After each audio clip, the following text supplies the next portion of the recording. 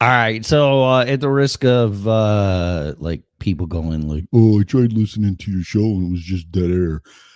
I'm going to kill some time here because doing this. Oh, and here all the pop-ups come that I'm on radio or whatever this is, internet. I have some things to share.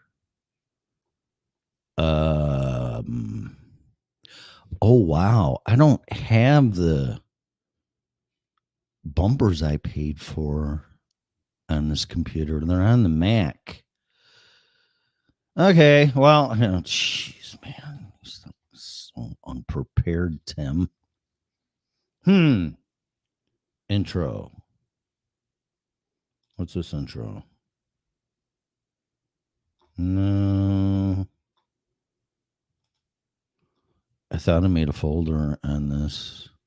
Yeah, on this computer that has all my intros because I got to get another cup of coffee and I just want to play something to kill some freaking time here. Sort by name. Let's see. Okay. Bum, bum, bum, bum. FGI. I don't see it unless it's what I get for doing two computers.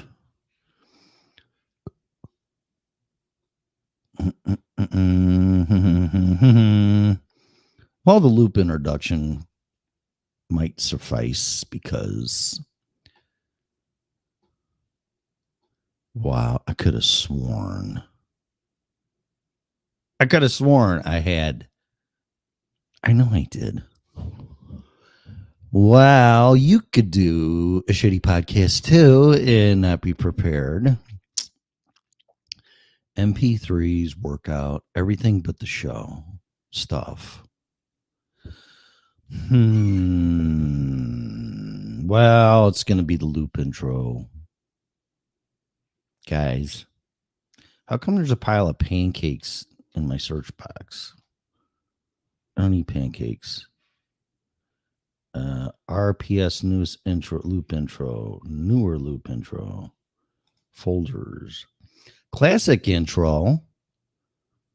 I guess we can go back to that. Let's see. What's this one? Let me see. Let's try this one.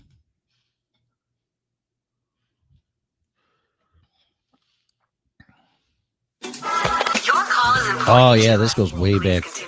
Way back. So here we go. Thank you for holding. How can I be of service to you today? Yes, I have this recurring charge on my monthly statement, and I can't figure out what it's for. Well, we'll certainly do our best to help you. What does the charge say on your statement? Well, it's a $275 charge, and it just says Iraq War.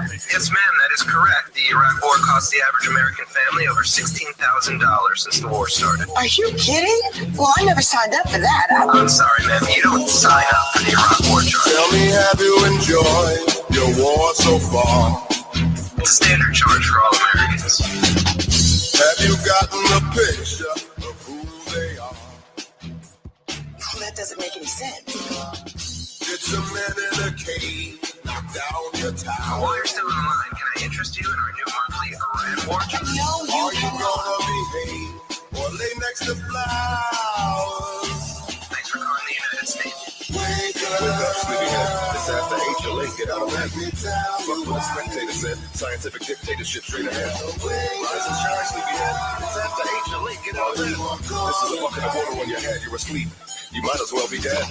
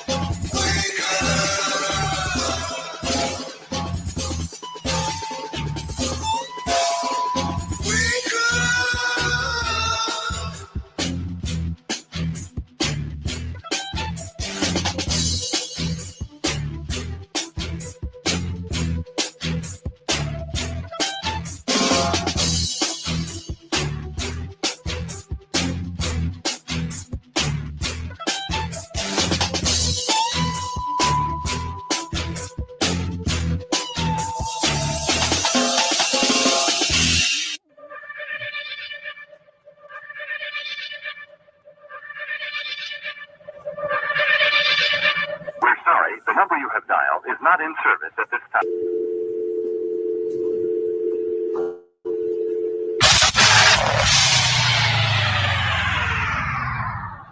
Welcome to the Red Pill Show. Original Red Pill Show. And now, here's your host and creator for Newer Alternative Media via podcast. Well, we're live, too.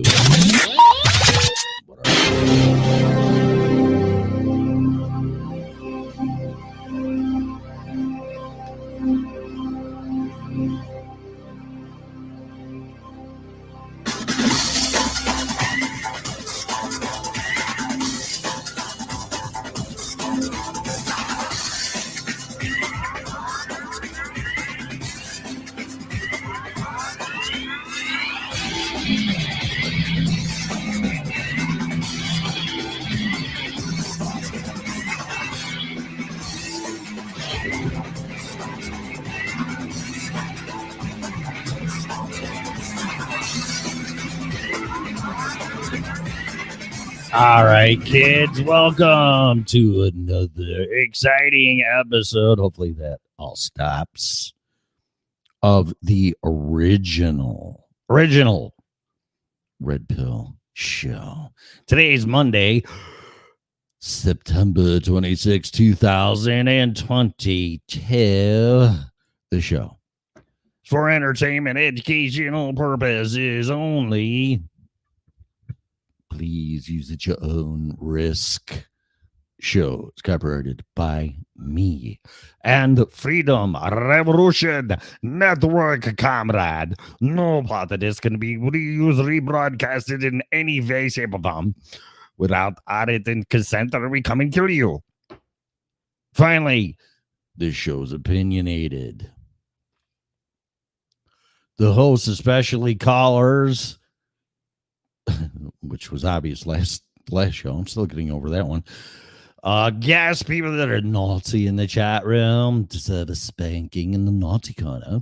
Our always will be opinionated under no circumstances whatsoever. I'm so sure.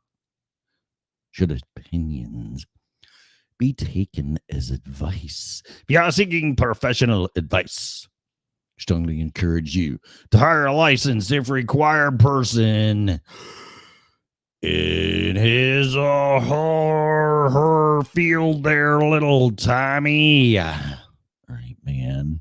No, that's his name. How you doing today? My phone just said something. Broadcasting live from the wonderful, confused state of Colorado. It's purple. It's because I keep grabbing it too much. This is a purple state turning blue. Whatever. Don't want to get into politics. That's amazing because I was told this was a red state. I guess once upon a time it was. But I don't really care anymore because I think it's all one and the same. But whatever. Don't want to get into that. So much stuff. It's 6:10. I have to be done by 7, which is a 50-minute podcast after all this shenanigans. And by the time I get into what I want to talk about, which I usually waste 20 to 30 minutes about absolutely nothing. But I'm not going to come on here and just come out of the box and go, holy shit, wow, this is way too much. I got to ease it. You just can't take it and shove it in there. You know what I mean? Got to have a little lubrication. Why am I using sexual references today? It's interesting. But you just can't take it and shove it in there without being gentle and lubrication sometimes, right? So that's the same thing. I just can't shove this wherever because you'll be like, holy shit. Too much input. So I need to share. I think I'm going to go back to the last show, which totally spun me out. It reminded me way back in 2008 when I woke up. Also, that intro. I made that intro. Payday Monsanto, who gave me his permission to use his material. That's his song. And then the bumper music and the little thing at the end, I made that on GarageBand on my MacBook Pro at the time. But the audio's horrible. It's really horrible. And it says, well, that's me saying, oh, welcome to the Red Pill Show, whatever. It's the original Red Pill Show, because some asshole was impersonating me, even in chat rooms. And I'm like, hey, that's not me. I'm me. So I changed the name of the show from the Red Pill Show to the original Red Pill Show. So if you try copying that, you can go fuck yourself. Sorry. Anybody can call themselves the Red Pill Show, but this is the original Red Pill Show. Invented in not that old, 2008. Inspired, created, whatever. Born probably is the best word to use. So that's that. But the last show, when that gentleman called and floored me, and Scarlett's like, oh yeah, blah, blah, blah, blah, blah, blah, blah, blah. And like, all right, wait a minute. This is stuff that's on TV, movies. Definitely conspiracy crap, for sure. I'm like, what? And I don't know about you all or y'all. Oh, should I do my Russell Wilson impersonation? I don't know. I've been very careful with that one. I don't even know if they won last night. I was watching it and I turned it off. They got no rhythm, which I don't think I'd ever say that about a bunch of black guys, but they don't. They just can't get into the groove. So, all right. So that show,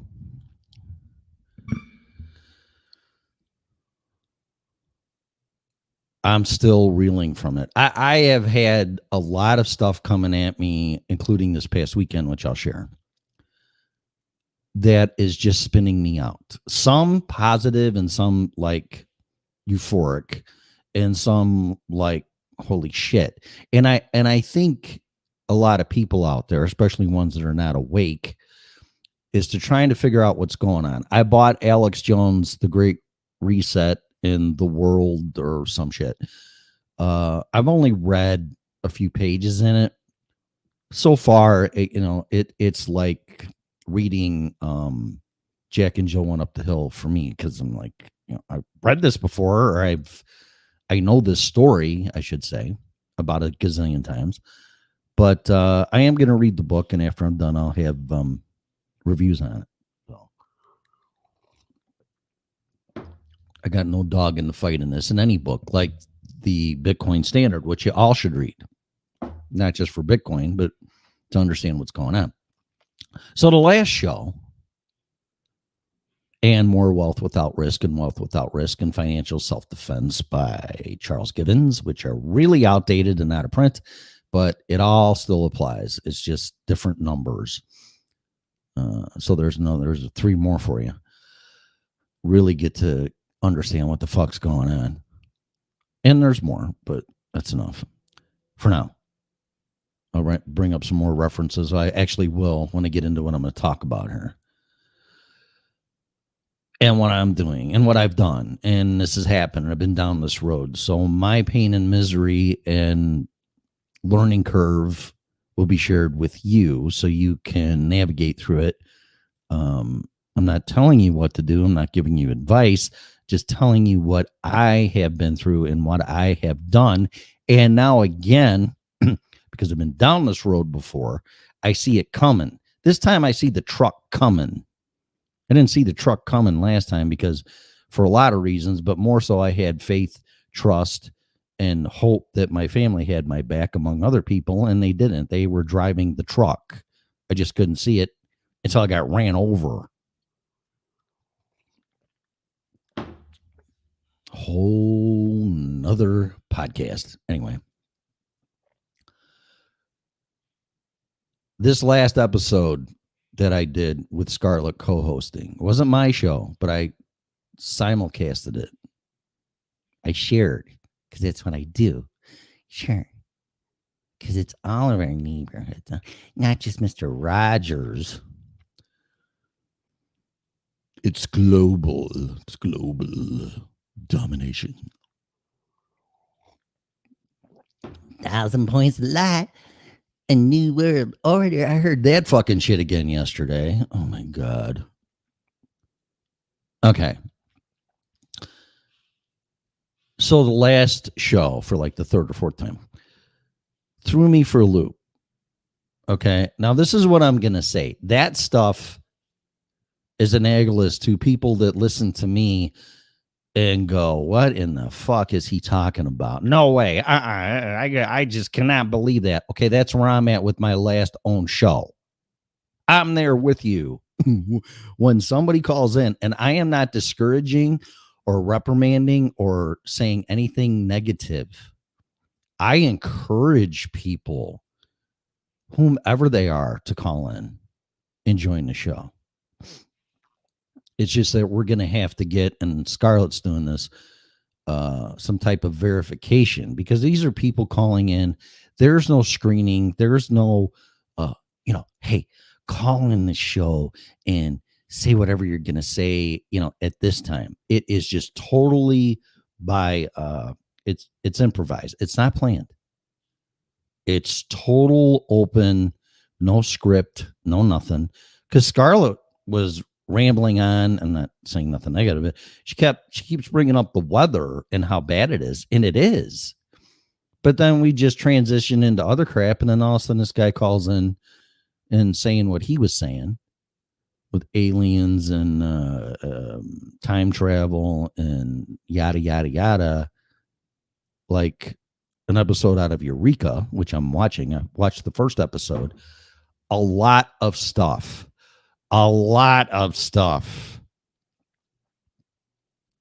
Whoa. I'm like, if I would have watched that show when it first came out, or I wasn't aware and open-minded to, okay, well, why not? Maybe not. That's my attitude with everything. A person could call into this show or walk up to me, and similar things have happened, swear to God, that they're, wow, I'm from the blankety blank. And I'm like, okay. Well, you didn't run away. Well, no, because you could tell me you're a fucking Martian. I'd say, welcome to Earth.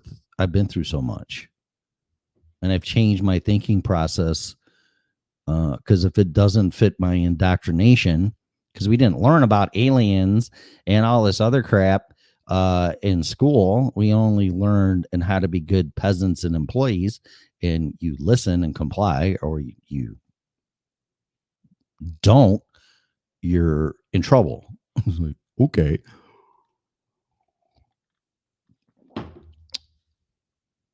But that last show,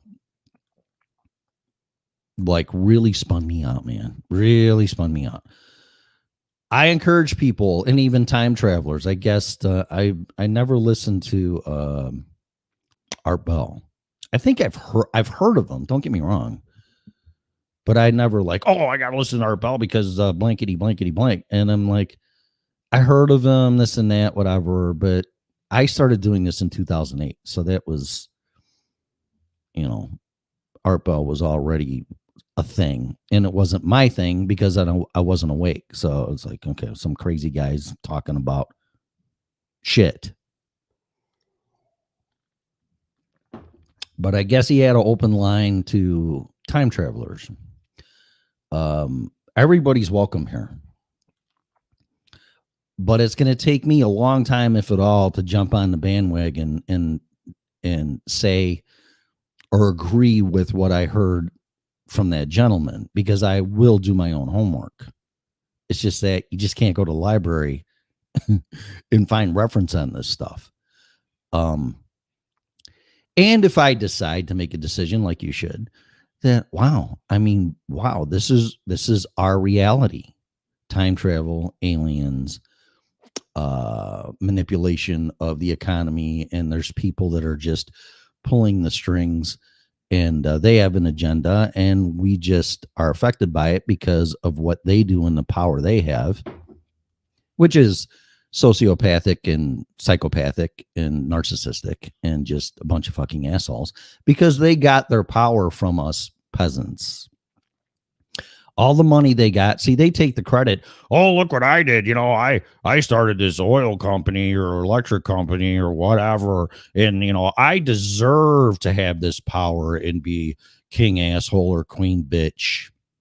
Oh, you really shouldn't say that. I just passed away and you are being so disrespectful. Sorry, queen.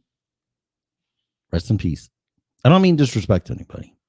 I'm just saying this is these people's mentality. They're maniacal. Oh, look what I did. And if it wasn't for me, we wouldn't have all this fossil fuel and sucking oil out of the ground and the internal combustion engine and blah, blah, blah. That was because of me. Okay, asshole. If that's because of you, then all the global warming, so they say, is because of you too. Right? Oh, well, no, that's your fault because you're the one that decided to use it. Fuck you. All right. So that's the kind of mentality we're dealing with. So they think that they were fortunate enough and blessed enough to be in a position to have the foresight and the hard work to do what they did. Like, I don't like him, but Thomas Edison, I don't like that guy at all. But more so Nikola Tesla, who just got stripped of everything that he did. And it kind of all got transferred to Thomas Edison and Marconi for inventing the radio. And all Nikola Tesla wanted to do is avoid where we're at now. He didn't do it for the money, and he proved that by ripping up the contract with Westinghouse, which would have bankrupted Westinghouse if he would have insisted that they paid that. And what good is that going to do? Wipe out Westinghouse? Okay. Well, no, your contract, and agreement's agreement. It's legally binding. You owe me $1 gazillion, and he ripped it up. Kind of stupid, but he ripped it up because he wasn't doing it for the money. But you won't hear about that. You'll just hear that he was crazy and he died in, I think, the Waldorf Hotel or some hotel in New York, which Westinghouse paid for because they felt so bad for him when they tore down Wardenclyffe Tower. So those are the people that we need that come up with innovative, wonderful inventions for the betterment of mankind, kind of like a Star Trek thing. For like a federation, for the best in good reasons for all of humanity, not just a selected few. I forgot what they called it. Every time I try to think of something and focus on it, and it's happened forever, so I'm not losing my mind yet. But a prime directive, is that what it is? I think it's a prime directive. Prime directives, which is for the betterment of everybody, not just the one or the few or whatever Spock says. So, I mean, that's what we need. But that's what Nikola Tesla was doing. He was trying to electrify the world. And once he said that it was going to be free, which is impossible, they tore the tower down and stopped his funding. And just imagine if he was able to complete his goal and dream. Because it would definitely be a different world right now. There'd be electrification of everything. Poverty, people having potable water and sewage, modern sewage systems, and because you need electric for that. And it was all gone. So, but what's amazing is Tesla was onto something. And of course, when the government got all of his stuff and everything, it mostly has all been weaponized or classified as top secret, and it doesn't exist. Of course it doesn't. No, particle beam weapons don't. Rife machines don't exist. Multi-wave oscillators, earthquake machines, HARP, all that shit. That does not exist. Radar. No. You're a conspiracy theorist. What's wrong with you? Radio. No. No. Philadelphia experiment. What else? Just radar, remote control. No. Shh. That guy's crazy. So let him feed pigeons and die. And Tesla was worried about his technology being weaponized, and he was right. So just like everything else is, except now it's more mental warfare and psychology to get you to do what they want you to do. And you have to do it by free will. And that's the best way to do it, instead of threatening you with blowing you to kingdom come or throwing you in prison or whatever their tactics are now. So it's to the point where they're causing the problems, and then they're telling you they can fix them, and then you comply because you're too fucking stupid to know any better. Trusting both. So you've been warned. I've warned you about Putin. I warned at President Trump that he was going to be betrayed from the inside. Thank God his family, for the most part, didn't betray him. But that would have been just total crazy talk when it happens. But then after that, like Alex Jones is saying, you people, when he's getting crucified in a court, and they're like, Mr. Jones, doesn't any of this bother you? And he's just thinking about his family and his kids. And there's a 50% chance that thermonuclear war is going to happen. And when all this shit started months ago, I did a podcast. It's on there somewhere about Putin. I think his name's in there. You don't fuck with this guy. And he's not a psychopath, and he's not a narcissist, and he's not a sociopath. He may be a little bit of a narcissist, but he's definitely not in the wrong realm, by my opinion. I am not a clinical therapist. I can read people, though. I've never met the guy, obviously. But behavior and what people say and then what they do speaks who they are. Period. I said, don't fuck with Putin. Oh, well, he's being suppressive, and Ukraine wants to break away from Russia because Putin's crazy and he's an asshole. And well, you know what? There may be some truth to that, but y'all don't do your homework, because this is all stemming from NATO, which in a similar structure fashion, do your homework. Well, Tim, you said that NATO was the UN. And it's like, no, that's not what I'm saying. You got to listen to what I'm saying, because sometimes I don't even know what I'm saying. So that's why I'm very careful in choosing my words.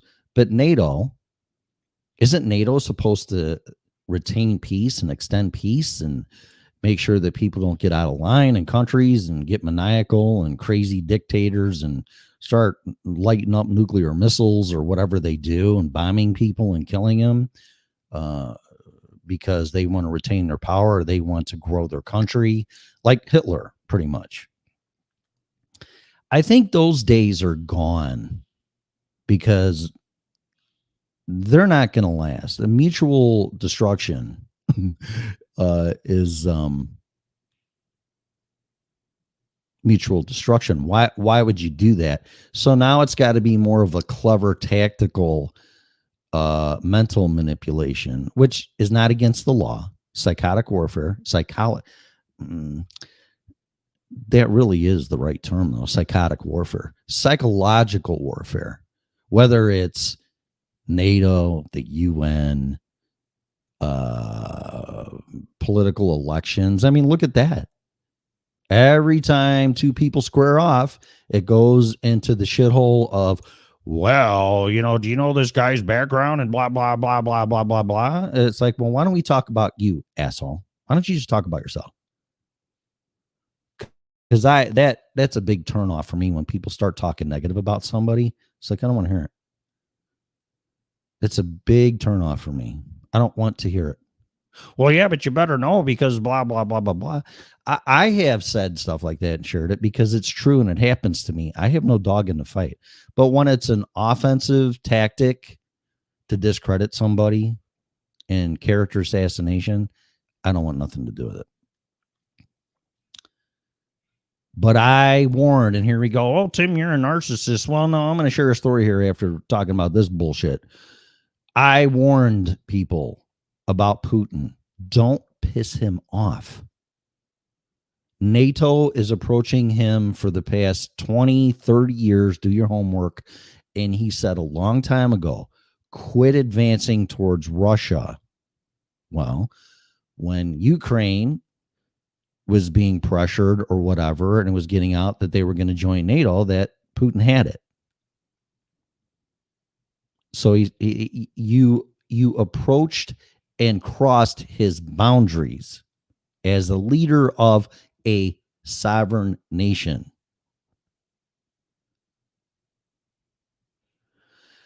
So I'm old enough. It's kind of weird because I keep trying to deal with my seasoning, I guess. That I lived through the Cold War, and it was not fun. It was not fun. Going home or even waking up and worrying about getting lit up by a fucking nuclear bomb from Russia, missiles, whatever, for whatever reasons, is not a good way to live. There's always that constant, like, is this guy going to hit the button? And I lived through that. I'm talking about the 80s and the 90s until we tore down the Berlin Wall. So what?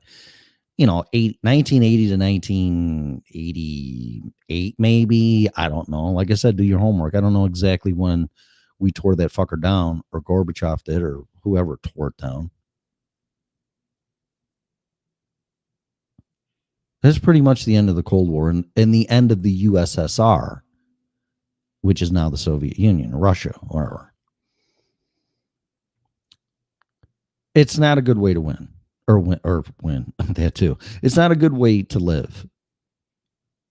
But I'm telling you, there's a 50% chance by experts, according to Alex Jones, that Putin has said, I'm not bluffing. I will use nuclear weapons if you people don't back off. I would pay attention to that. This isn't a fucking poker game.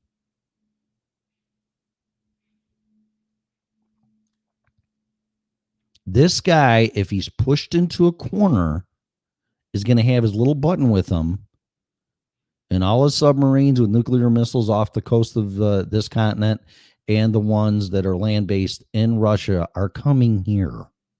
And you know what? I'm at fucking ground zero.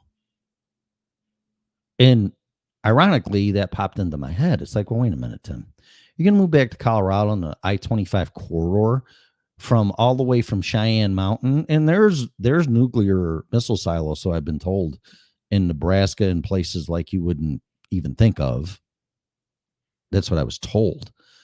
But more to the point, the I-25 corridor from Cheyenne, Wyoming, clear down to Colorado Springs is just going to get fucking vaporized.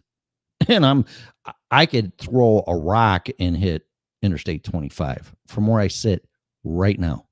We're pretty close. I don't have that strong of an arm, but close enough. So I'm bye-bye. I'm toast. I'm done. And I thought about it, and I'm like, no, I have little faith in the human race that they're not going to mutual assured destruction. Are they? I thought we learned our lesson with this stuff.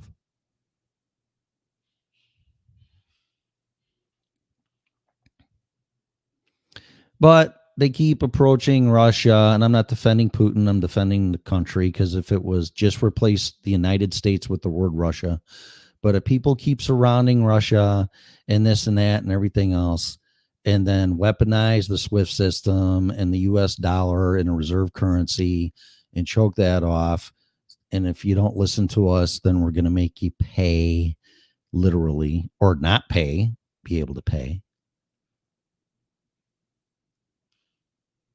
to manipulation and comply with what the will of another country wants, fill in the blank. And if you have a person in there that is not going to put up with your bullshit and is a true leader, they're going to defend their country to the death. We would do the same. We have done the same against the British. So I really can't blame somebody for doing what we did. Except now, back then we had muskets and cannons and whatever.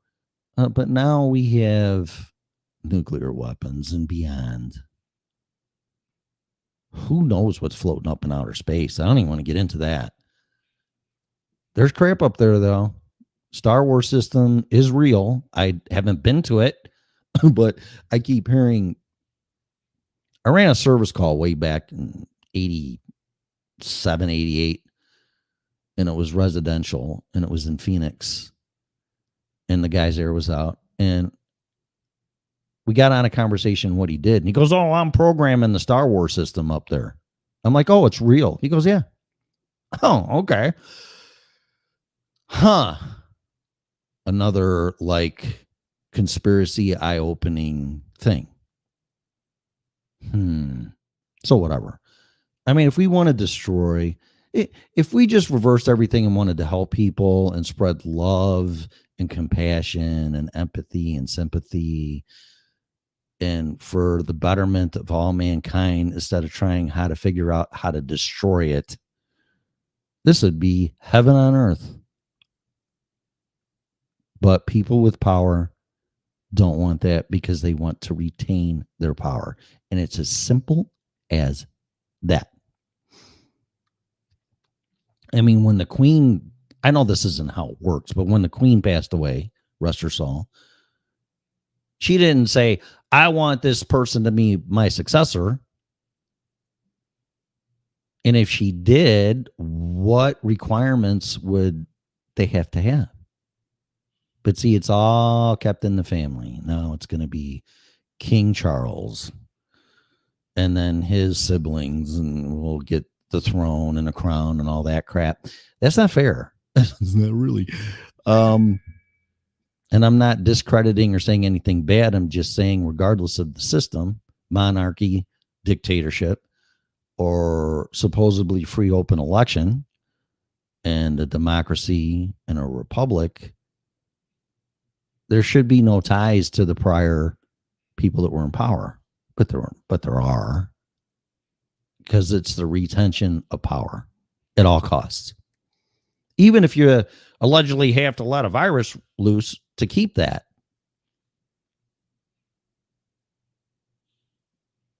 See, everything's weaponized. So, and I'm not going to fix the problems. I'm just saying, I'm looking up in the sky and I'm like at the mountains, and they're just beautiful out here. And I'm like, I hope I never see, because it's going to be the last thing I see, a big white, I would assume, explosion right over the mountains. And that's the last thing I'm going to see. And a lot of other people too. Why? What did that solve? I don't know, but you all better wake up real quick, because it's a 50% chance. I guess, according to Alex Jones, what is it, DEFCON 5 or 4? Well, I get confused. I think it's higher the worst. So let's just assume it is. DEFCON 1 to 5, I think, or 4. I think it's 5. Russia has the same system. And if it's 1 to 5 and 5 being the worst, they're at DEFCON 4, according to Alex Jones. DEFCON 5 is hit the button. Y'all better be paying attention. And we got elected servants that are telling Russia, quit fucking with us or we're going to nuke you. You don't tell this guy that. That's like two guys that are alpha male and they're protecting whatever they're protecting, and they're drunk, unfortunately, probably in a bar. And one of them grabbed his wife's ass and was like, "I'm going to kick your ass, dude." And the other guy's then, "Go ahead and try it." So, and it's going to be a brawl. And this is what we're dealing with, except instead of your fists, you got a nuclear weapon in your pocket, if it would fit. Yeah. So this is a no back down. Who's got the bigger dick showdown at the OK Corral? Except, you know what? Except the people in the corral, one person's going to die, maybe two. We're all going to die. That is a casualty or a result of maniacal power to control the planet is not acceptable. Unacceptable. Collateral damage is the word I was looking for. So anyway, I got 15 minutes, so I'm going to touch on some other things. I didn't even really plan on talking about that. It just, like I said, all this connects. But it is a priority, and I try to do things by priority. And yeah, getting vaporized for me is definitely at the top of the list.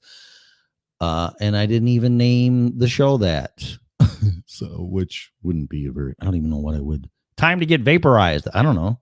Are you ready for thermonuclear war? Let's play thermonuclear war from War Games. Great movie. Except the Whopper is Putin. So it's like, man. So anyway, that's that. Am I always right? No. Do I want to be right? No. I want to be wrong. I would not. You better tell your elected servants to back off. We want peace, don't we? Don't we invade other countries for democracy and peace? I thought that's what we're supposed to do. Why is it different now? You can bet your ass if some force was in Mexico or Canada, like the Cuban Missile Crisis back in the 60s, which I don't remember as a kid. I don't think I was even born then. 64 I was born. So, but whatever. No, it was before me. Not much. Yeah, well, get your missiles out of Cuba or we're gonna fucking light you up. And okay, that's justified. Well, that's what's going on with Putin. Oh, he's an asshole. He's a KGB and he's this and he kills people. I was like, well, that all may be true. But if you get to the level that we're at now in the escalation, I wouldn't push him. That's all I'm going to say. So 15 minutes. So this weekend I had another head spinning experience. So I have been playing guitar. It's going to sound like I'm bragging. I'm not. It's just the backstory.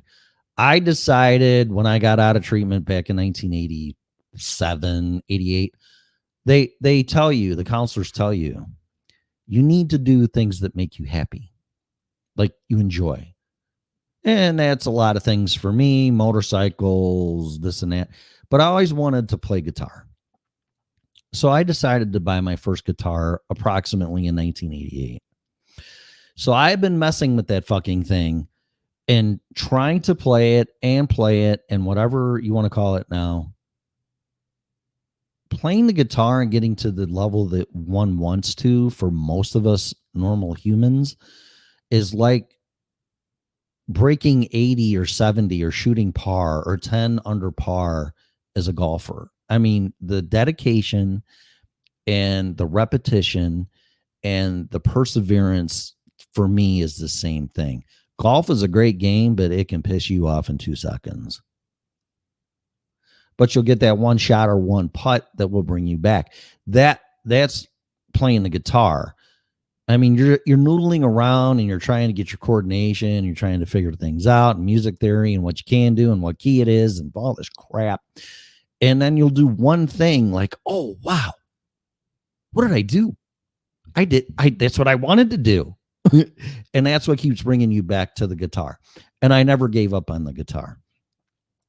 I had an opportunity to join and I practiced with my neighbor's band because the neighbors came over when we moved in. And they saw my guitar, which was a Barrington, which somebody else right now has because I gifted it to them and they wouldn't give it back to me.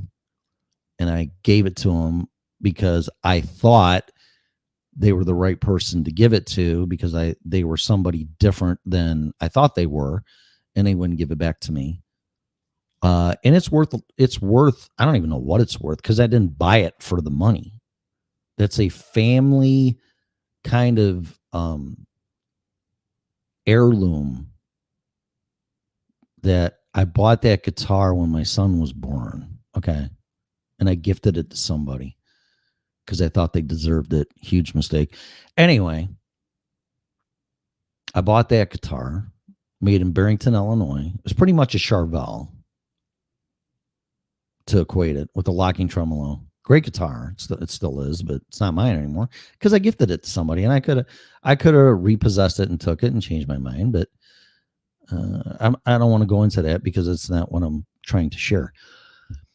So I picked up the guitar and I played and I played and I played, and I started practicing with my neighbor's band because they asked me if I wanted to. And I'm like, sure. I've never done that, but well, no, wait. I played with some other people, but just practicing, maybe 5. I want to be accurate about this. 5 times with some guys I met in treatment, and they 2 brothers. One was a drummer and one was a really good guitar player. Both of them were really good musicians, but nothing ever panned out. They moved to Des Moines, Iowa. Matt and Keith, actually. And then some years later, I reconnected with my girlfriend who had my daughter and bought a house, and then said, yeah, I'll practice with you. And then they asked me to join the band. And then my wife at the time gave me an ultimatum. It's like, it's either me or the band. So, of course, I said, well, that's really, if you're going to, really? No, nothing's worth my family. So I couldn't join the band. So I quit. I have never played live in a band. And I have been drawn to Wendy Wu, who is a Coloradian, I don't know, whatever. And there's so much talent here in Colorado and the Loveland area and Fort Collins and Boulder, music-wise. But I connected with Wendy Wu when I first moved here, and she was playing outside downtown Loveland, and I heard her. I got off my motorcycle. I heard her play, and she caught my ear, not my eye. I couldn't see. I'm like, where the fuck is that music coming from? And I heard her, and she hit a note with her voice, and it stopped me in my tracks. And I'm like, whoa. And then I kept walking, and she did it again. I go, okay, that's it. So I turned around and I plopped my ass right in front of her, and I watched her entire set. And I introduced myself and this and that. We've been friends ever since, and our friendship has been growing. So that's all I'm going to say. Nothing beyond friendship, just really good friends. She inspires me. She is just go on Spotify for sure, Amazon Music, and just type Wendy Wu and just listen to this amazing woman. Unbelievable. That's all I'm going to tell you. So she inspired me. And I'm like, damn, what an amazing talent. And we've been friends. I moved from here for, if you want to count the year and a half I moved from here, or don't count it. But this was 4.5 years ago. Didn't keep in touch when I moved. But when I came back, it's one of the first things I did was go to my church and see her. And that's exactly what I did. So she inspired me when I moved back here to a point, because I was learning, I was liking more of her material. So I started practicing her songs. And to my amazement, I've tried to figure out some band songs. I'm like, I don't fucking know what you're doing, just by ear. I could look it up on YouTube in the tablature, and I can even read music. And I'm like, if I really want to figure it out, I can. Except if it's Eddie Van Halen, because some of the stuff, I still don't know what the fuck he's doing. But I learned pretty quickly 3 of Wendy's songs. So last week when I saw her, last Tuesday, during her break, I walked up to her and she was with her boyfriend, Doug, and they were talking, and I walked up to her and I said, "Hey," I said, "I know 3 of your songs. So, if you want me to play with you, that would be great, you know." And she's like, "Okay." But she doesn't know all this backstory shit like I just shared here. She's like, "Yeah, sure." So then Friday night, she played at the Backyard Tap in Loveland. So I text her and I said, "Hey, I'm going to come see you. Can I bring my guitar and amp?" And she said, "That would be awesome. Yes." So I'm like, uh-oh. And I'm like, fuck, I got to play live for the very first time. Now, I played live in orchestra when I was a kid, junior high. If you want to count that and go, "Oh, yeah, Tim, you did play live." Well, you know what? Playing in an orchestra live is nothing like a rock band. It's just nothing like it. So anyway, Friday, this was like at 3:00. She got back to me or something. She's like, "Yeah." And she comes on at 6. That's 3 hours. I'm like, fuck. Okay, time to put up or shut up. So I came home, I practiced a little bit, ran through the 3 songs a couple times. And then I told the drummer, Dana, I said, "Now I know how you felt," because she just started playing with Wendy not that long ago. And my nerves were the equivalency of when I got married, those jitters. And I told her that. And she said to me, she goes, "Tim, why do you play guitar?" And I said, "For fun." She goes, "There you go." So that resonated with me. I was just scared to death I was going to have an anxiety attack because you never know when they're going to happen. And I haven't had one since I was supposed to cross the Mississippi Bridge on a motorcycle back in July. I'm like, and I really don't get them, and you don't know when you're going to get them, but it's definitely fear motivated. But I really wasn't fearful. It was more the jitters, which I guess there's a difference. So anyway, she calls me up after 3 or 4 songs. I have a wireless system. I have been and always wanted to emulate people that I see that go out and entertain the audience. I just can't stand behind a microphone and strum a guitar and sing with people. It's fucking boring for me. And I'm talking from a fan. I like seeing someone going out in the audience and doing whether it's the lead singer, the guitarist, anybody. Of course, the drummer can't do it, although Tommy Lee does it on his track system, suspended upside down on like a roller coaster track, which is fucking awesome. I mean, that's the kind of crowd audience interaction I like. So I went out into the crowd and started playing.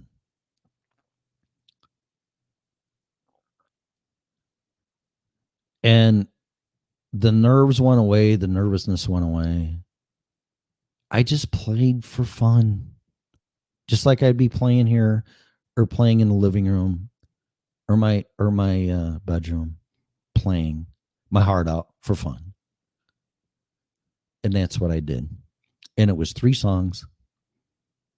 And when I was done, I went and got a beer and I got some very nice compliments. And when I heard them, I'm like, this is surreal. Like, you're thanking me for playing the guitar. Like, "Yeah, great job. Loved everything else." And I thought people that have heard this before a gazillion times, there's some that go, "Well, yeah, I know." It's like, "You're a great actor. You're a great guitar player. You're a great singer." And some have responded, "Yeah, I know. I know I'm the best." And that popped into my head. And I'm like, how in the fuck could I respond to somebody by saying that in response? And I was just floored. I go, "Thank you." And then I said, "That's the first time I've ever played live." And they're like, "What?" I'm like, "Yeah." And Wendy didn't know that either. Nobody knew till after. And it was an amazing experience. I'm 58. I don't want to be a rock star. I don't want to be fucking famous. I don't want to get paid, which even really blows my mind more. Paid to play the guitar. I mean, that just like really, okay, but wow, that just boggles my fucking mind. Let alone getting compliments. It just floored me. But my head was spinning from that. And that was another holy shit moment in less than a week's time. The first one was that guy calling in saying all that stuff, Eureka crap. And then me experiencing playing guitar in front of people that I really honestly didn't care how it turned out. I just put myself out there and I did it. And I just let the people decide. Oh, you suck. You shouldn't do that. Where'd you learn how to play? Or whatever. Or going to see a band for me is to hear the music because I connect with them. In me playing the way that I did and the way that I do, I try to add energy to every song I play. And I try to connect with the audience. And that's how I will always be, just like this show. Trying to connect on whatever level that is. But it was amazing. I don't know if Wendy's going to ask me again. She said she would. I told her I would learn Taking Pills, which is a great fucking song. If you're going to look her up, type Wendy Wu Taking Pills. But this woman is so talented, and she's way better live than in studio. But that's not saying anything bad. That's just saying she's real. There's no auto-tune. There's no bullshit. There was a guy in the crowd, and he said he was from some TV show. And I was sitting next to him accidentally waiting to come on, holding my guitar. And he goes, "Are you part of the band?" I said, "No." I go, "She's a good friend of mine. And, I see her all the time." And she asked me, I'm playing with her tonight. I asked her. And she said, yes. And he goes, "Wow, that's amazing." Because he saw me play, because Wendy pulled me up again for a fourth song. But he's like, "I've been trying to get a hold of her for 6 months. And I want her to do my show." I'm like, well, she's right there. So whatever, you can talk to her. And then he said to me, he goes, "You know what? These people have no idea what they're looking at or what they have." And I said, "I know. I've been trying to tell people that since I seen her." And I tell her the same thing. I know the reason why, but I'm just going to say why she's not an A-lister, and she is not up there with anybody that you could think of. Beats the shit out of me, but I know the reason why. But that's the level of talent that she is. And I'm not just saying this because she let me play guitar with her. I have been saying this since the day I met her. If she would have said, "Tim, it was okay, but I'm Wendy Wu," she would never say this. But if she did, I would be fine with it. I'm Wendy Wu, and, I really can't have somebody up there that plays like that. Because what I told her was I did not want to disappoint you or the band or your fans if I didn't meet anybody's expectations. And that's the truth. But if she did say that, or somebody said to me, "Yeah, nice try playing the guitar," when I was getting a beer, instead of telling me, "Hey, great job, it was awesome." It's like, okay, that's fine. But I did it. One thing in life that I've learned, don't have any regrets. I had the opportunity to play in front of people, and I've been messing with that fucking guitar since 1988, and I took it. And if things come up like that with you, you should do the same.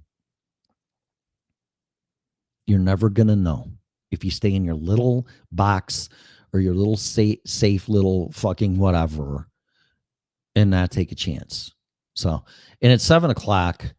I'm just going to say this real quick of the whole title of the show that I didn't talk one thing about.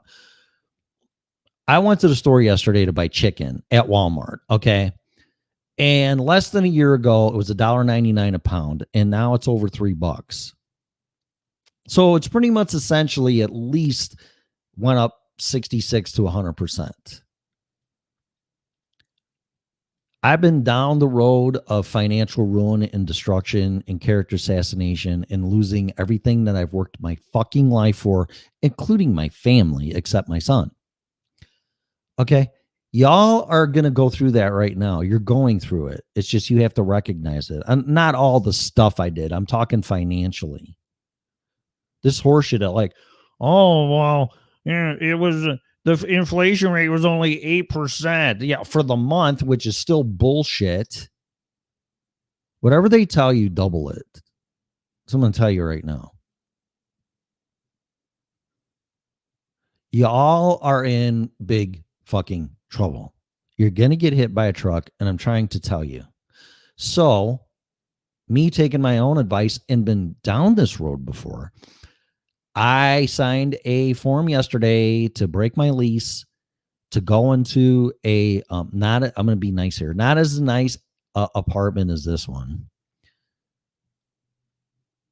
and I'm going to save $500-600 because I just can't get the raise that I need. I've heard people getting COLA raises and their employers and bosses. If you got a COLA raise and you got like $7 an hour, you got one hell of a fucking boss. I'm going to tell you, or organization you're working for, because they get it. See, because companies can pass their inflation pressure and cost to their customers by raising prices. That's how it works. But an employee cannot do that. I mean, if your rent goes up and your lease is renewed, or you're on an adjustable rate mortgage, which I wouldn't do, and rates have pretty much doubled at least, if not tripled, because of the Federal Reserve to fight inflation, your payment's going to go up. So you can't go to your boss and go, well, chicken's doubled, or my mortgage went up because I'm on an ARM and my payment went up $300-400 a month. I need a raise to deal with that. They're going to tell you to fuck off. You can't do that. An employee can't pass their inflationary costs onto their boss, their company. And if they do, or if they attempt to, and it goes on deaf ears, and you have somebody that has a little bit of foresight, they're going to go, you know what? People are going to quit because they can't afford to live working here. So we got to deal with this. So we're going to have to raise our prices and pass out a COLA raise. That's what a good leader would do. Especially when all the shit started. So if that's not happening with you, it's going to get worse. And believe me, the biggest stress on a marriage besides infidelity is financial stress. You two are going to start blaming each other. Or your kids are going to go, well, how come we're not going out to the movies or Chuck E. Cheese's or whatever the fuck you guys do now? The kid ain't going to understand. You can't afford it anymore. Like, well, how come we're eating ramen noodles instead of, chicken pasta or a steak, God forbid, mashed potatoes? Yum. Kid ain't going to understand that. It's going to cause you all kinds of anxiety and pressure that you can't do a fucking thing about. And it's not going away. The strategic oil reserve, from what I understand and hear from, again, Alex Jones, is almost depleted. But that's the reason why gas prices went down. But in defense, I just watched Bloomberg this morning. Oh, the pre-market for the stock market. You better watch that too. The opening is already down 150 points. It might be more than that. I would pay attention to that if I were you, if you're in the market. So I'm going to tell you, if I were you, I would pay attention to the stock market, especially this week. That's not just me. That's Peter Schiff, Jim Rogers, Robert Kiyosaki, Max Kaiser. Just watch the videos. Okay. I would watch the stock market for sure. But yeah, we're in deep shit. And when you have to survive, whether you're a corporation or personal, you have to start selling your assets so you can survive. Either that, you start loading up your credit cards. You don't have a choice. It's either that or you just throw the towel in right now. But you're going to be under some financial strain and pressure that you would not believe. That's why I beg you, Read The Creature from Jekyll Island. Watch videos on YouTube from Max Kaiser, Peter Schiff, Robert Kiyosaki, even Glenn Beck on his podcast. He's no dummy by any stretch of the imagination. Pay attention to the market. I would not pay attention to any of these financial assholes at all on TV. Yeah, but we're in a world of pain. I just saw yesterday from somewhere that this is going to be 3 times worse than the 2008 meltdown. Read the Bitcoin Standard, please. Do your homework on that. Financial self-defense, Wealth Without Risk, More Financial Self-Defense by Charles Gibbons.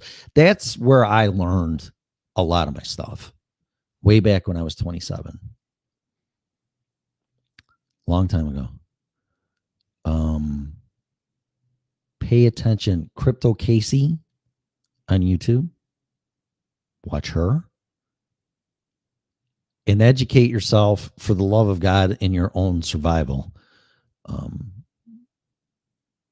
And listen to podcasts. Not just this one.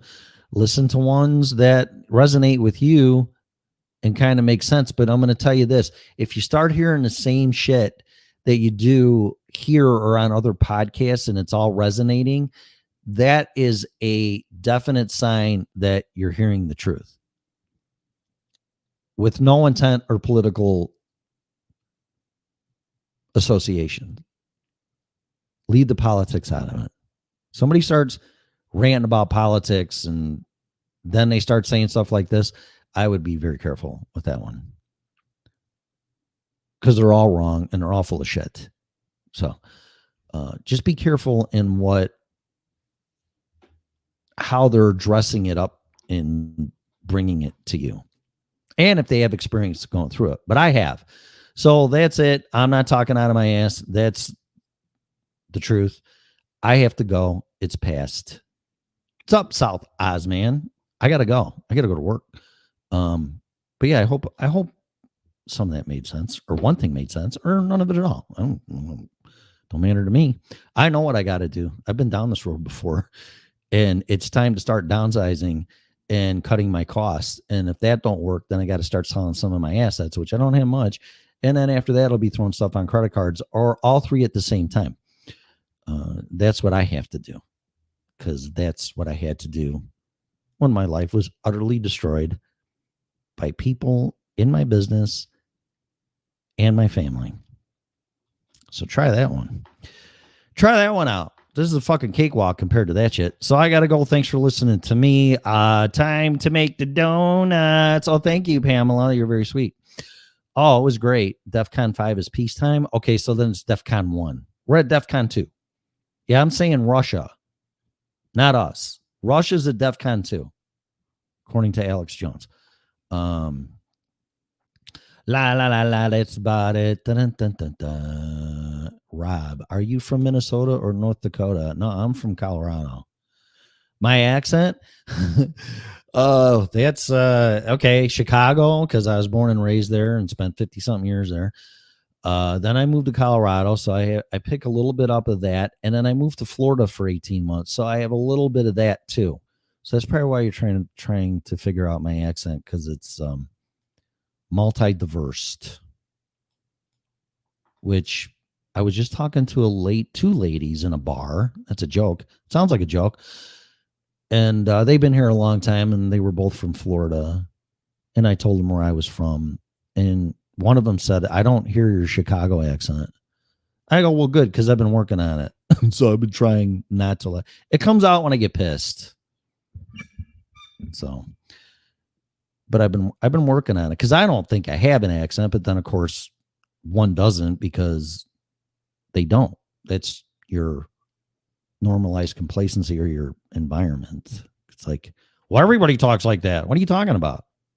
I don't have no fucking accent. What the fuck is wrong with you? See, there's the Chicago / Jersey accent, but it'll come out. Just piss me off, because but I don't let people piss me off anymore. So I have to go. I really do. 7-Eleven, I gotta go. I hope that that helped you, or at least entertained you. Oh, and I don't want to talk about hurricanes. I know that's just, there ain't a fucking thing you can do about it. And if you leave your pet tied up to a tree, you're a fucking asshole. So that's enough of that. You should not be a pet owner. Why don't you just tie your kid up there too? I mean, oh my God. I just cannot believe people do that. Whatever. I don't want to get into it. I would never do it. I'm a forever home animal person, and I still will not get an animal until I know that things are going to be okay. And I don't know if that's ever going to happen. But that's enough. But I got to go out and work and make the donuts and pay for crap and everything else. So it's time to go. Thanks for listening to me. Please share the show. You have been listening to the original Red Pill Show.